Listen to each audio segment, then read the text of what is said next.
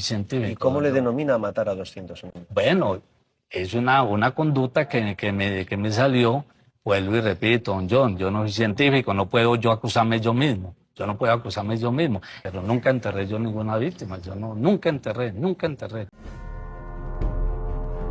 Pero si esa es la muerte, bienvenida sea. Los mayores asesinos en serie de la historia. Yo cometí una serie de conductas que infringen las normas penales y las morales. Soy un ser humano igual a cualquier otro, con unas fallas, pues, pero no que yo sea peligroso. No, en este momento no me considero. En la historia de la criminología, existen casos que desafían la comprensión humana por su crueldad y magnitud. Uno de esos casos es el de Luis Garavito, conocido como La Bestia, uno de los asesinos en serie más notorios de América Latina. Durante la década de 1990, Garavito aterrorizó a Colombia y otros países de la región, cometiendo crímenes que dejaron una marca imborrable en la sociedad. Luis Garavito confesó haber asesinado a más de 140 niños y adolescentes, aunque se cree que el número real de víctimas podría superar los 300. Sus crímenes, caracterizados por una brutalidad extrema, incluyeron tortura, abuso sexual y mutilaciones. Operaba bajo la apariencia de un mendigo o vendedor ambulante, ganándose la confianza de sus víctimas en zonas rurales y pobres, donde la desaparición de niños no siempre era reportada de inmediato. En este vídeo, exploraremos quién fue Luis Garavito, cómo llevó a cabo sus horrendos actos, y las circunstancias que permitieron que sus crímenes se prolongaran por años. Además, analizaremos el impacto que su caso tuvo en la justicia y la sociedad, y cómo su historia sigue siendo un recordatorio de los peligros que acechan en las sombras. Prepárate para adentrarte en uno de los capítulos más oscuros de la criminología moderna. Infancia y primeros años. Luis Alfredo Garavito Cubillos nació el 25 de enero de 1957 en Génova, Quindío, un pequeño pueblo cafetero en el centro de Colombia. Fue el mayor de 7 hermanos en una familia de escasos recursos económicos. Su padre, Jesús María Garavito, era un hombre violento, alcohólico y autoritario, mientras que su madre, Rosa Elena Cubillos, era una mujer sumisa que intentaba mantener la paz en el hogar, aunque sin mucho éxito. El ambiente en casa era caótico y disfuncional. El padre de Garavito frecuentemente golpeaba a su esposa y a sus hijos, y el alcoholismo lo convertía en una figura impredecible y temible. Estas experiencias de violencia doméstica dejaron una profunda huella en el joven Luis, quien creció en un entorno donde el maltrato era normalizado. Uno de los episodios más traumáticos de la infancia de Garavito ocurrió cuando fue víctima de abuso sexual. Según relatos, un vecino de la familia lo violó repetidamente cuando era un niño. Este trauma no fue abordado ni tratado, ya que en esa época, décadas de 1950 y 1960, no existía conciencia sobre el impacto psicológico del abuso infantil, ni se hablaba abiertamente de estos temas en comunidades rurales como Génova. El abuso sexual, combinado con la violencia doméstica que presenciaba en casa, generó en Garavito una profunda confusión emocional y un resentimiento hacia la sociedad. Algunos expertos sugieren que estos traumas tempranos contribuyeron a su posterior deshumanización de las víctimas y a su incapacidad para empatizar con el sufrimiento ajeno. Garavito creció en un entorno donde no había acceso a servicios de salud mental ni a educación emocional. La violencia y el abuso que sufrió nunca fueron tratados, lo que permitió que sus heridas psicológicas se profundizaran con el tiempo. Además, su educación formal fue limitada. Asistió a la escuela primaria, pero no continuó sus estudios debido a las dificultades económicas de su familia y a la falta de interés en el aprendizaje. Esta falta de educación y supervisión lo dejó vulnerable a influencias negativas y lo alejó de oportunidades para desarrollar habilidades sociales y emocionales saludables. En lugar de encontrar apoyo en su comunidad, Garavito se sintió marginado y desconectado de los demás. Desde una edad temprana, Garavito comenzó a mostrar comportamientos que preocupaban a quienes lo rodeaban. Era un niño retraído y solitario, pero también exhibía episodios de ira y agresividad. Algunos relatos sugieren que maltrataba a animales, un comportamiento que, según los expertos en criminología, puede ser un indicador temprano de tendencias violentas en la adultez. Además, Garavito comenzó a consumir alcohol en su adolescencia, lo que exacerbó sus problemas emocionales y conductuales. El alcohol se convirtió en una forma de escapar de la realidad, pero también lo llevó a involucrarse en peleas y actos delictivos menores. La relación de Garavito con su familia fue complicada, aunque sentía cierto afecto por su madre, quien era la figura más estable en su vida. También la culpaba por no protegerlo de los abusos de su padre y del vecino. Con su padre, la relación era de miedo y resentimiento.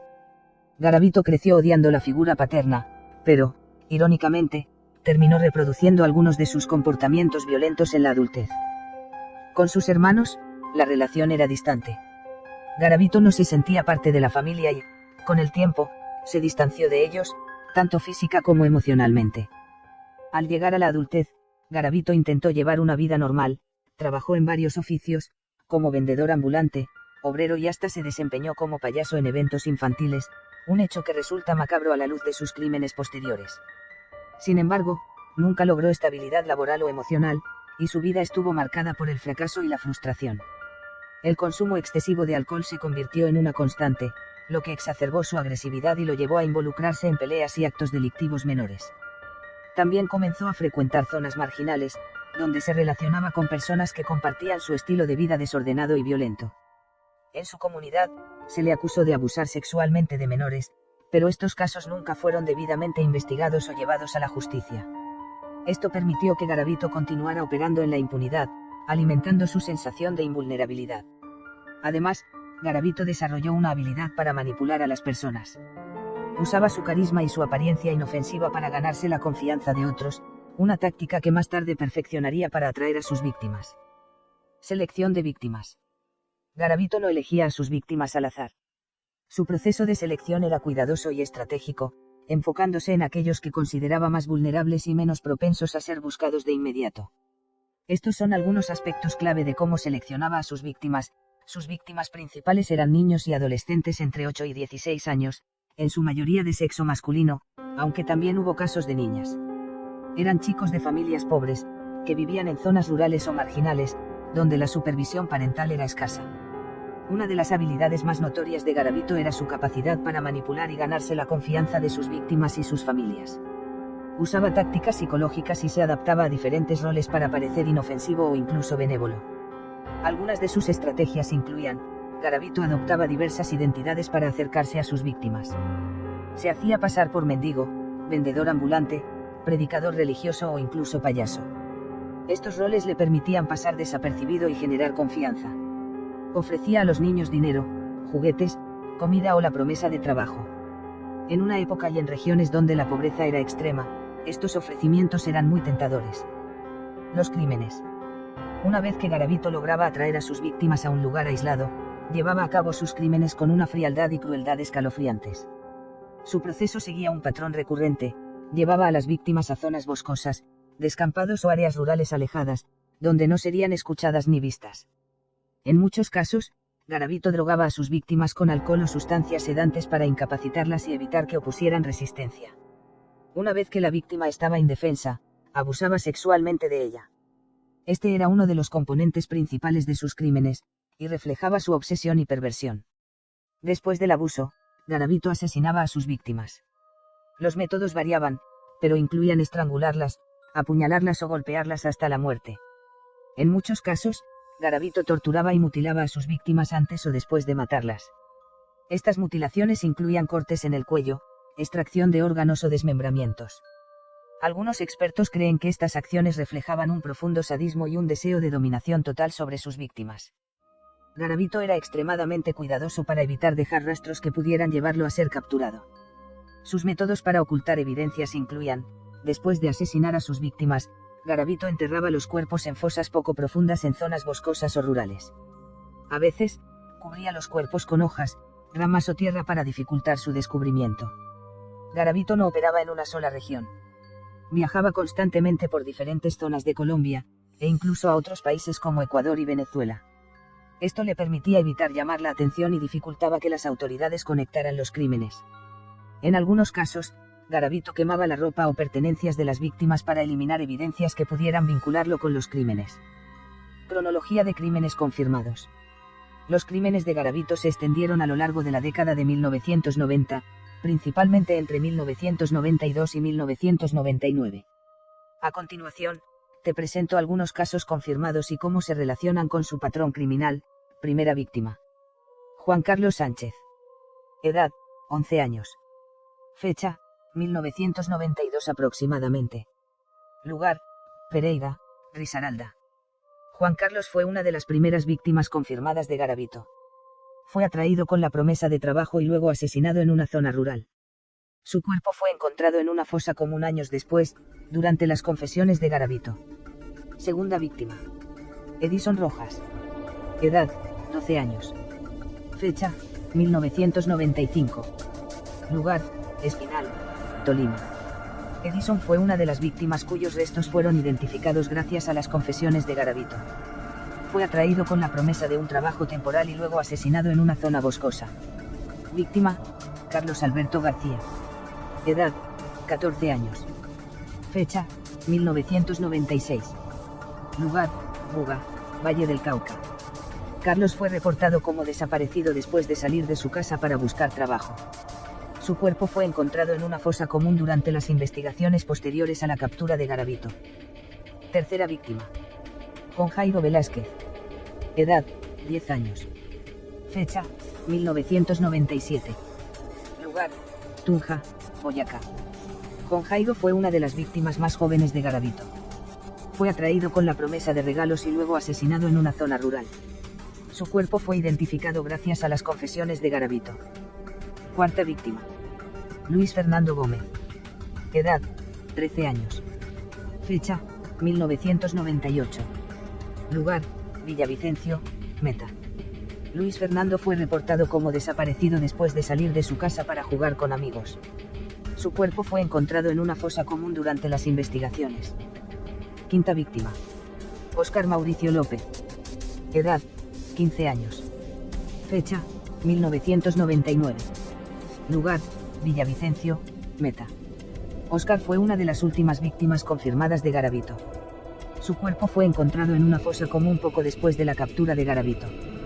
El inicio de la investigación. A mediados de la década de 1990, las autoridades colombianas comenzaron a notar un patrón alarmante: la desaparición de niños en varias regiones del país. Sin embargo, la falta de coordinación entre las fuerzas policiales y la poca atención que se le daba a los casos de menores desaparecidos en zonas rurales permitieron que Garavito continuara operando. No fue hasta 1997, cuando un grupo de investigadores comenzó a conectar los puntos entre las desapariciones, que se identificó a Garavito como sospechoso. En 1999, fue finalmente arrestado en Villavicencio, después de que una de sus víctimas lograra escapar y lo identificara. Confesiones y sentencia. Una vez capturado, Garavito confesó sus crímenes con un nivel de detalle escalofriante. Admitió haber asesinado a 140 niños y adolescentes, aunque se cree que el número real de víctimas podría superar los 300, convirtiéndolo en uno de los asesinos en serie más prolíficos de la historia. En 1999, Garavito fue sentenciado a 40 años de prisión, la pena máxima en Colombia en ese momento. Sin embargo, debido a su colaboración con las autoridades, ayudó a localizar los cuerpos de varias víctimas y a las leyes colombianas que permiten reducciones de pena por buen comportamiento, su condena se redujo a 22 años.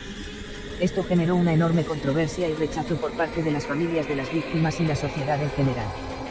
Vida en prisión y muerte. Garavito cumplió su condena en la prisión de máxima seguridad de Valledupar. Durante su encarcelamiento, mostró arrepentimiento en algunas ocasiones, aunque muchos cuestionaron la sinceridad de sus palabras.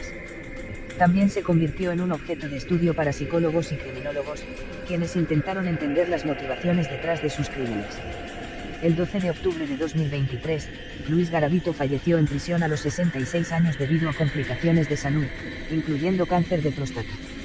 Su muerte marcó el final de una vida marcada por el horror, pero dejó un legado de dolor y preguntas sin respuesta para las familias de sus víctimas. No le tengo miedo a la muerte porque esto es un ciclo. Y si así como Rodolfo le llegó su ciclo, a Chela, a mí también me puede llegar. En cualquier momento puede dar un infarto o esta enfermedad avanza que tengo. Y ya, eso es un ciclo y yo tengo que prepararme para eso. Ya no le tengo miedo, yo a la muerte no le tengo miedo, porque es un paso de esta vida hacia otro plano espiritual. El caso de Luis Garavito es, sin duda, uno de los capítulos más oscuros y dolorosos en la historia de la criminología. Sus crímenes no solo dejaron una huella imborrable en las familias de las víctimas, sino que también expusieron las fallas de un sistema que, en muchos casos, no supo proteger a los más vulnerables. Aunque Garavito pagó por sus actos, su legado es un recordatorio de la importancia de la justicia, la prevención y la educación. Debemos aprender de este caso para evitar que tragedias como estas se repitan. La protección de los niños y adolescentes, La atención a las señales de abuso y la mejora de los sistemas de justicia son tareas que nos competen a todos como sociedad. Gracias por acompañarnos en este recorrido por uno de los casos más impactantes de la historia. No olvidemos a las víctimas y trabajemos juntos para construir un mundo donde la seguridad y el bienestar de todos sean una prioridad. Si te gustó este vídeo, no olvides dar like, suscribirte y compartirlo para que más personas conozcan esta historia y reflexionen sobre su importancia. Hasta la próxima.